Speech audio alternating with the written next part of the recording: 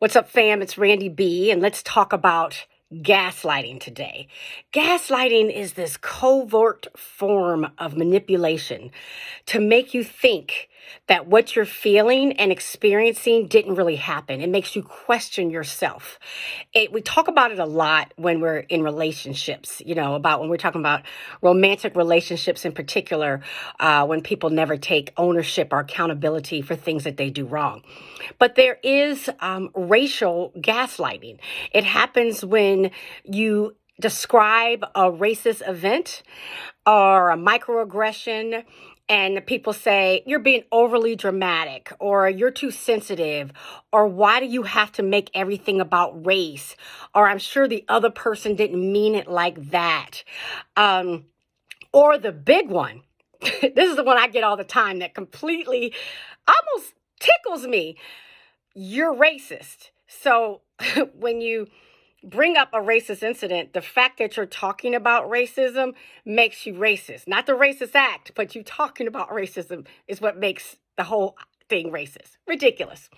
So it happens so much that I believe that Black people are trained to remain very silent. Not just Black people, all people. But I always speak from a Black perspective because I'm Black, right?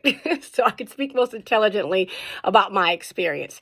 But because gaslighting has been so effectively done in America, we are trained to oftentimes be quiet when racist incidents happen to us because we are afraid of being accused of being too sensitive, overly dramatic troublemakers, or even ghetto. I described this incident that I went through last week, where I was defending a Black guy that I felt was being bullied by this white woman. And I had to get I got loud, right? And what I thought about are all the times we don't do that as Black people because we're afraid that we will be accused of being ghetto and loud. And I've just decided, to release that, because when incidents that are racist in nature do happen, we should, of course, speak up, right? We should be allies to one another, and just really realize that gaslighting has really taken effect on how we behave in the workplace and just in the world.